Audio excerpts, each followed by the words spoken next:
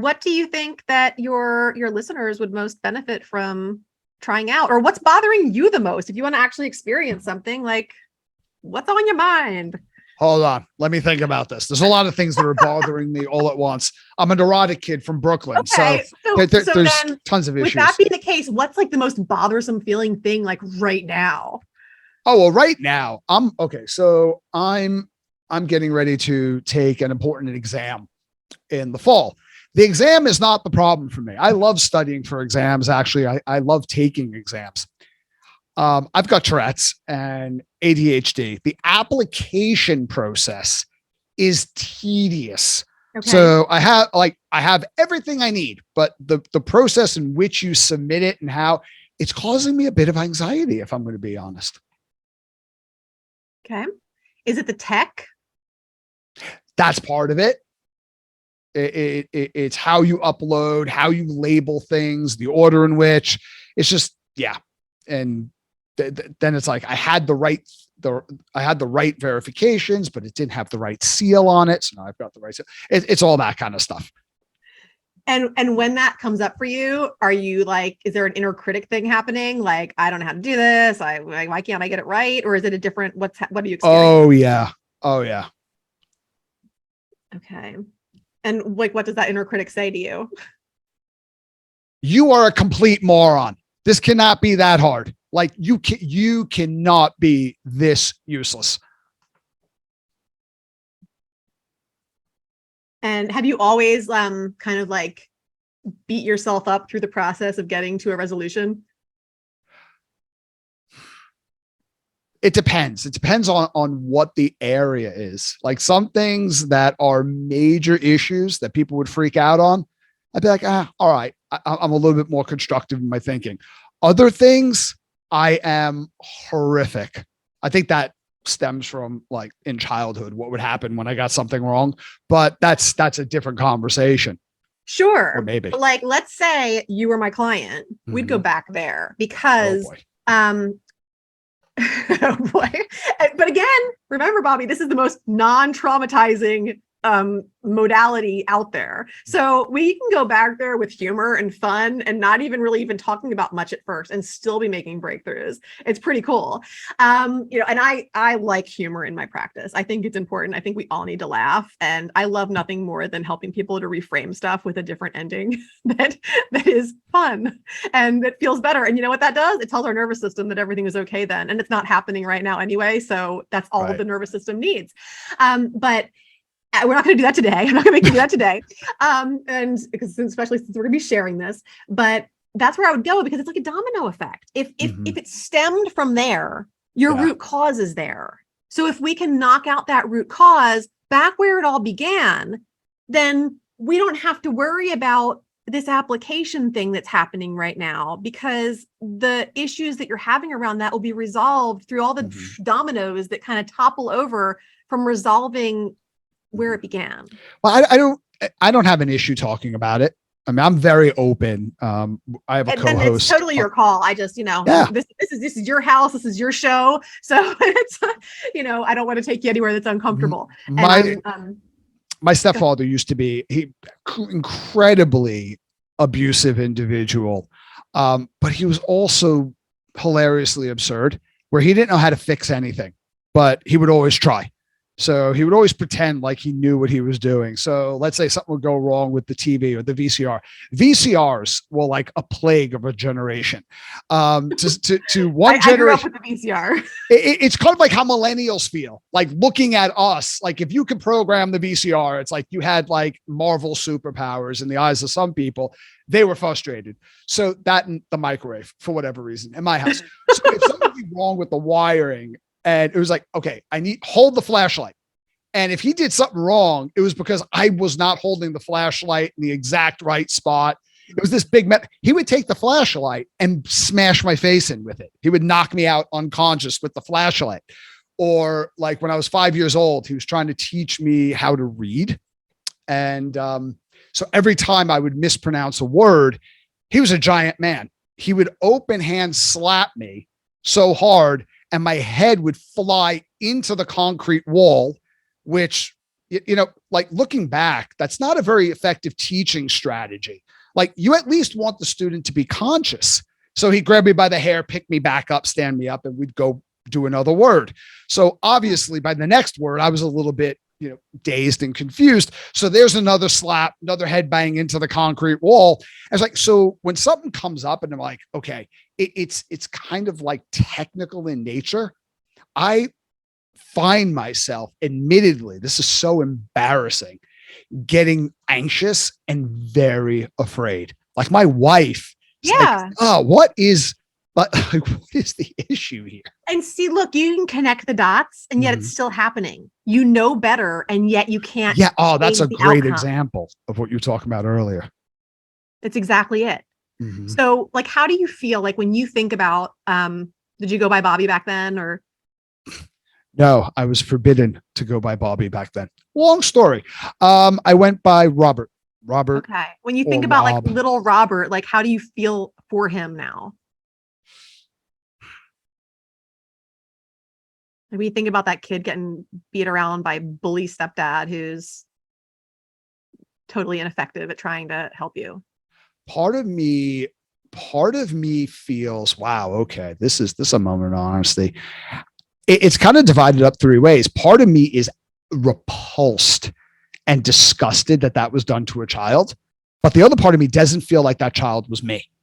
It's like, it's almost like I'm listening to a story about little Jimmy. Like it is so weird where I know it was me. I know it affects me. Hence, you've dissociated from it. I think so, because it's almost like I'm hearing that it's down the street. Although if it was down the street, I would be at my neighbor's house in a minute, but it's almost like it was another kid. And part of me is angry at myself. Part of me like has this self-disgust, which is so unreasonable, because if it was a neighbor down the street, I would never say, oh, well, that kid probably did something. But I'm like, for whatever reason, there's a bit of blame and it's totally irrational. Is there, when you think about like an incident, when that happened with the microwave or the, I don't know if that was a real story or just an example about the flashlight. Those kind of things would happen all the time. Or when you think about like spelling words and things, how much does that bother you on like a scale of 0 to 10? How much does that memory bother you? Sometimes it's about an 8. Sometimes it's about a 2. Right now, it's about a 5, where it's like, all right, that's troublesome, but oh well. If you, we're about to go deep here. Are you okay going deep? I think so. I don't know. Haven't really gotten there yet. You can just like cut whatever if it's just too deep. But if you could go back and like swoop into that situation as you now, and you could just have things however you wanted them, like what would you do to him? Like me now, or me going back into the Either body one, I had as a child? Let's just say you now. If you could go in there and help little Robert out, what would you do to your stepfather? And this is like where you can imagine whatever. Like you can fly, you can like cast fire out of your fingers. Like I don't, but you can make, it doesn't have to be realistic. It's a realistic. God, this is embarrassing to say. I'd probably hit him in the head with a bat. Great. There's no way I could take my stepdad with that one. He would just rip me to shreds, but I would hit him with a bat. Then what would happen? Well, other than like probably like would he die or significant jail time for me? No, that's not happening in our story. No, you know what? I don't think I would just give him I don't think I would give him the satisfaction of killing him. I wouldn't kill him. It would, as weird as it sounds, I wouldn't have murderous intent. Yeah. It would just be a matter of stopping him and preventing him from ever thinking he could do that again to anyone. Maybe like locking him up in a bird cage or something, or I don't know. No, I would just probably put him on his own. Yeah. I don't think he would have survived if he didn't have a place to live. He couldn't hold down a job. I would just put him out on his own and see how that feels. All right. what I want you to do is I just want you to, when you think about it right now, where are you on that scale? That 0 to 10 scale, that memory. Now I'm kind of like a 6. Okay. All right. Take that 6. I'm going to write that down for you. And we're just going to tap on the side of the hand. And I'm going to have you do a little bit of like storytelling in this actually, but Okay. we'll start off just kind of setting it up. Even though I'm repulsed and disgusted, you're going to repeat after me, by the way. Even though I'm repulsed and disgusted about this thing that happened when I was just how many years old? About this thing that happened when I was just 5 years old. I want to love, accept, and forgive myself. I want to love, accept, and forgive myself. Even though it's led me to feel a lot of self-disgust. Even though it's led me to feel a lot of self-disgust. And I know that doesn't even make any sense. And I know that doesn't even make any sense. I honor that feeling. I honor that feeling. And accept myself anyway. And accept myself anyway. Even though my stepfather was a ginormous bully. Even though my stepfather was a ginormous bully. And did things to me that shouldn't be done to anyone. And did things to me that should not be done to anyone. I want to love, accept, and forgive myself. I want to love, accept, and forgive myself. Now we're going to start tapping through the points, and I want you to just tell me, like, how did that story begin? Like on a day, pick whatever your, whatever memory you're thinking of with the spelling and him whacking you in the face. Okay, normally, God, if I can remember back that far, what would usually happen is just very impromptu. He would ask something. So he would, let me see what you're doing. Like in school, are you reading? Read for me. And then, or something would happen in the newspaper where he was very racist. And I was not as a young kid. And he would just show me what do you think about this newspaper story? What about this story? What do you think of it? And if I wouldn't have the interpretation he wanted, there would just be a sudden hit. And then we'd sit down and he would talk about it again and just get angrier and angrier. And sometimes assume what my position would be. Because at this point, I think my response was like, better off just trying to not say anything. But that didn't work very often. So yeah, it was just very impromptu. You just couldn't really anticipate it.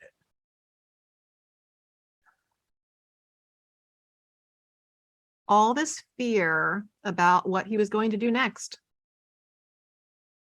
All this fear about what he was going to do next. And never sure if what I was going to say was what he wanted to hear. I was never sure if what I was going to say is what he wanted to hear. True. But I didn't want to say what he wanted to hear. I didn't want to say what he wanted to hear. Here comes another hit. Here comes another hit.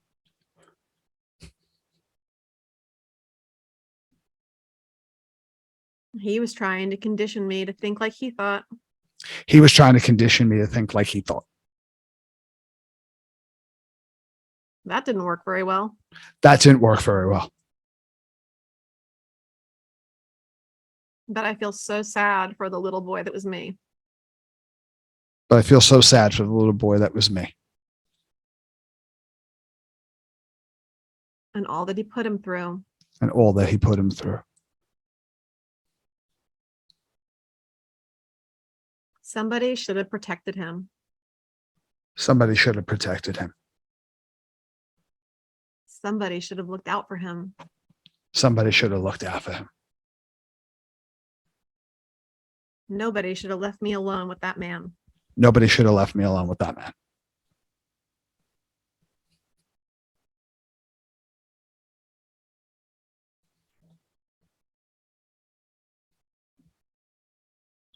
To be treated like that.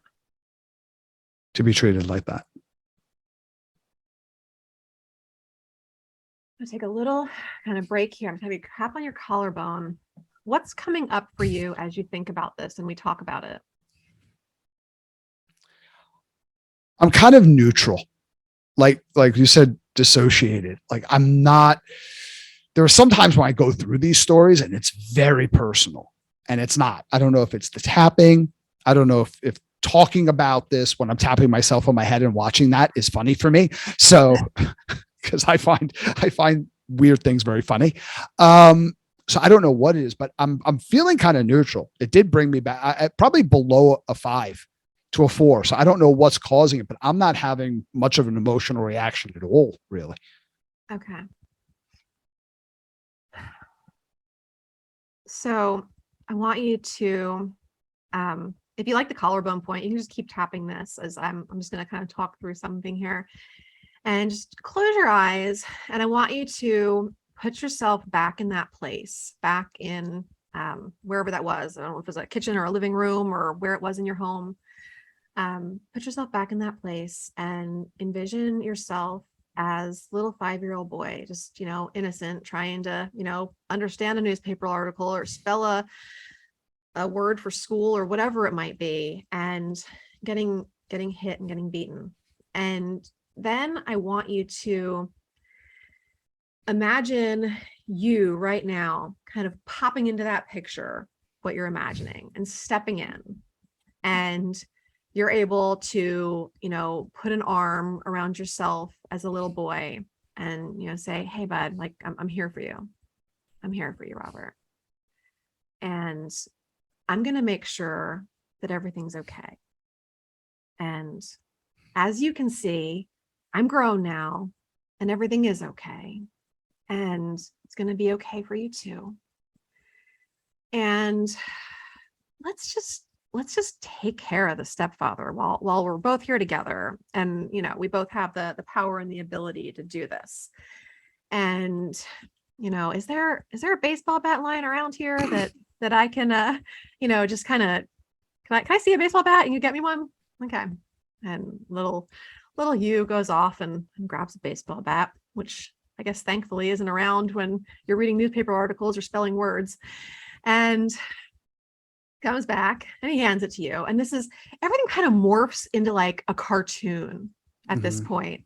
It's kind of like, old Tom and Jerry or whatever, where, you kind of imagine the violent things happening, but it's more fantasy than reality. And you kind of look at little you and say, do you mind if I take care of this for you right now? And, oh, sure. He's still kind of set back from getting smacked in the face. And you just kind of wind up that bat like you're getting ready to hit a home run. And you just whack your stepfather right in the head. And, not too hard. Like you said before, like we're not trying to do him in, but we're going to teach him a lesson and give him back some of what he's been dishing out.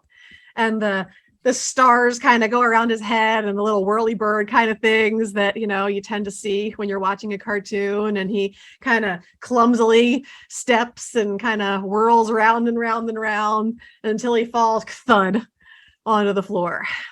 And you back up and you go in and you just kick him. You're gonna kick him, but it's not just gonna like be like a thud kick. You're gonna kick him into aloneness, like into another universe on his own.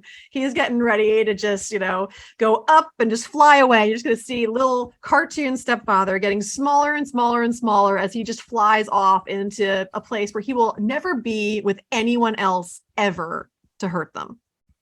And you and little Robert are just watching him get smaller and smaller and smaller and fly away. And at that point, you both just kind of sigh. Just this relief comes over both of you. And you sit down on the floor together and maybe even, give him a hug and let him know it is all going to be okay. Is there anything that you'd want to add to that scene? For some reason, I'm just thinking about taking a ride in the car. Yeah, you want to take little Robert for a ride? Right through the desert. just like a nice convertible top down. I mean, we lived in Coney Island, so not much desert there, but yeah. But hey, there is now. So go take a ride. And what would you do on that ride? I don't know, just listen to music. Not too much at all. Cool. And that has you both feeling a lot better? Probably, yeah. Yeah. All right. Cool. Take another deep breath with me. And if you want to open your eyes, you can. If you want to keep them closed, you can. What's coming up for you as you kind of visualize that scenario? Well, I'm not having any emotional reaction to it. Like the intensity is decreasing. So, a lot of these tools, I learned taking NLP classes. So these are somewhat familiar to me. Yeah. So then if we look at it from the perspective of this exam that's coming up, when you think about how your Tourette's, your ADHD, your disenchantment with tech, all those things come up for you. Mm-hmm. How do you feel on a scale of 0 to 10 about this exam you have coming up? Oh, right now it's not bothering me. Like a couple hours ago when I was like going through it and like cursing at my computer screen, which is weird because my computer hadn't done anything at all. So yeah, that was probably like a 7 or an 8 even. I was really upset about it. Are there going to be more things that you need to submit and do that are going to put you in the same position? Probably. Yeah. Yeah. It's the application process seems harder than the demonstration of the core competencies. My wife is like, they're probably testing you. The application is probably part of the test. They want to know, okay, if you can't get through this, you're like too dumb to take the test. It's like, oh, good point. Yeah, that's fair enough. Yeah. Well, so there's going to be a lot more of this coming up. You said this exam's in the fall, right? Fall. Yeah. Okay. So let's just go through some of those other emotions that came up from you, which is one other round, and see where it goes. Sure. Even though I really don't like the way I have to do things for this exam. I really don't like the way I have to do things for this exam. I want to love and accept myself anyway. I'm sorry. I want to love and accept myself anyway. It's all right to laugh. It's fine. That's just not something I say often. Yeah. Well, it's at the core of everything. The love, the acceptance, and the forgiveness are how we heal all the things that aren't feeling well. I hear this voice in my head going, "Oh, do you need a hug?" My husband, who knows nothing of what I do, honestly, on any kind of deep level, always thinks it's like Stuart Smalley from Saturday Night Live. You ever seeing those? I'm just like, you're an idiot. But anyway. Like I hear the voice of one of my mates in particular. I don't know what this means. And he's like, "Oh, is Bobby upset? Does Bobby need a hug? Have a pint. Get over it, mate." Anyway. Well, there you go. Even though I feel like I should just get over this shit. Yeah. Even though I feel like I should just get over this shit. I should just go have a pint and everything will be just fine. I should just go have a pint and everything will be just fine. So now this is making a lot of sense right now. I want to love, accept, and forgive myself. I want to love, accept, and forgive myself. Even though I know I'm not going to find that at the bottom of the pint. Even though I know I'm not going to find that at the bottom of the pint. And this tech stuff and all the crap that gets me anxious about this exam. And this tech stuff and all that stuff that gets me anxious about this exam. Will still be there after that drink. Will still be there after that drink. I honor the feeling and accept myself anyway. I honor the feeling and accept myself anyway. Oh, I can really beat myself up. Oh, I can really beat myself up. And feel like I'm useless. I feel like I'm useless. I think I can't be that much of a moron. I think I cannot be that much of a moron. This can't be that hard. This can't be that hard. So why am I struggling with it so much? Why am I struggling with it so much? Why do I feel like I keep coming up short? Why do I feel like I keep coming up short? I could ace this exam, but all the other tech stuff is ridiculously hard. I can ace this exam, but all this other tech stuff is ridiculously hard. Why is it that way? Why is it that way? And who told me that this stuff was supposed to be easy? And who told me that this stuff was supposed to be easy? Or that the exam's supposed to be hard. Or that the exam is supposed to be hard? I just keep feeling so useless. I just keep feeling so useless.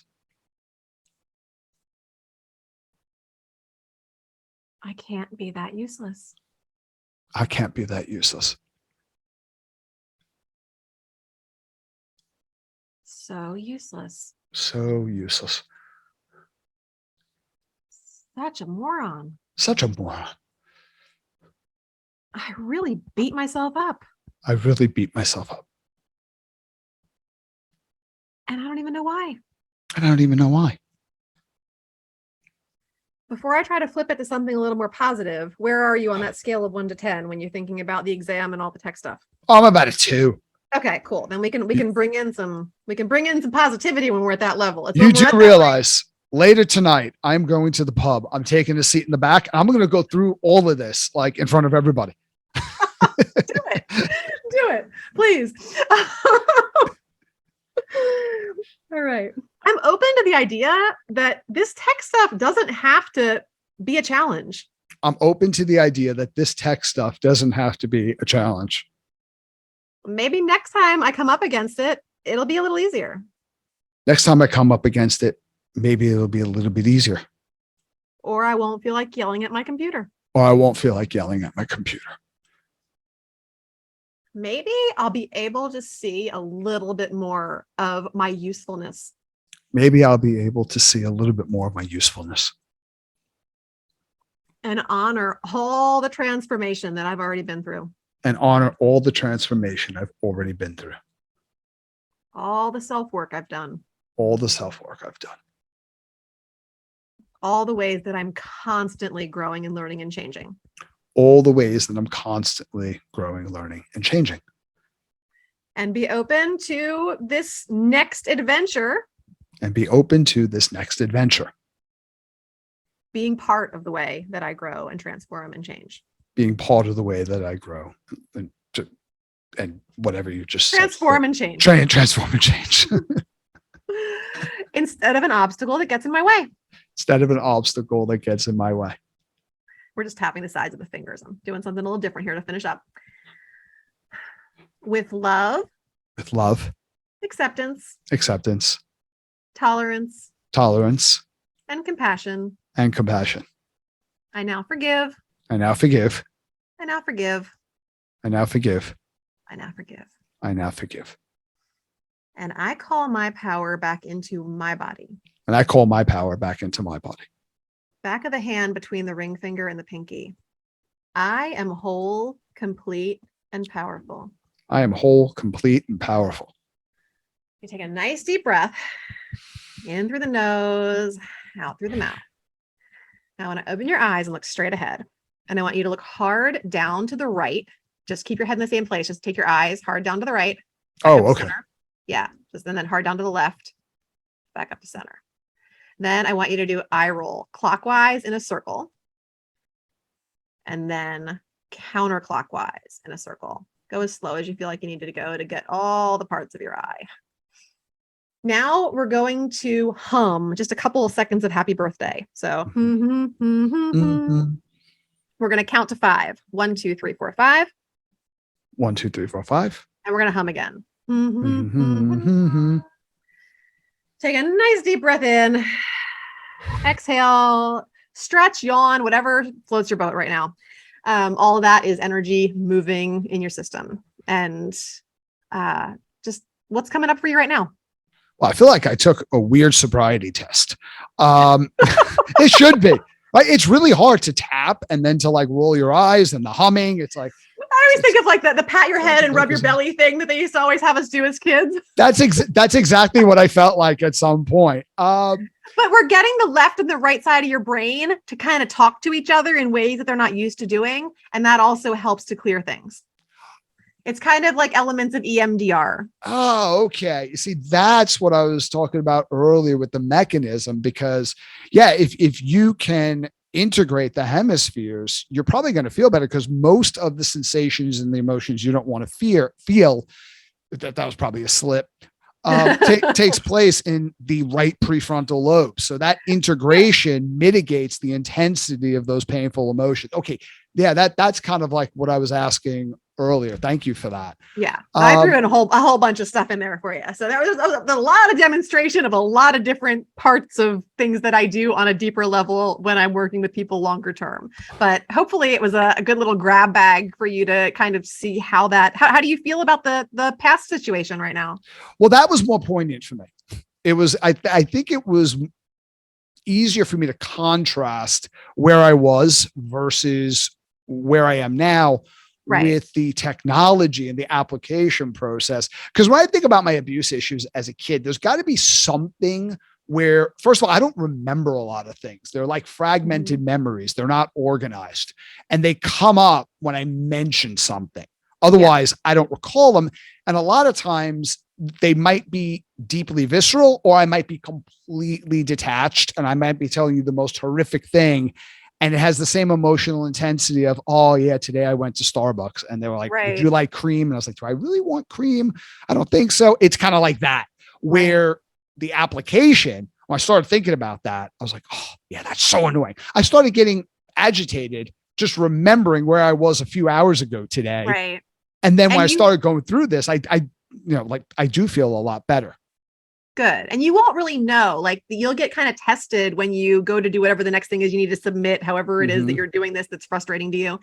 When you do that the next time, you might notice a different level of consciousness around it. That's when you'll kind of test that work and see what's different.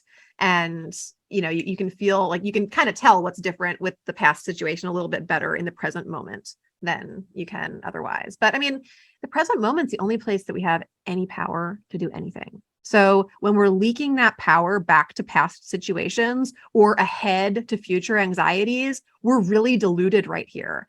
And EFT is the most effective way I have found to really call my power right here, right now, to the only place I can use it anyway, and get as much of it as possible right here.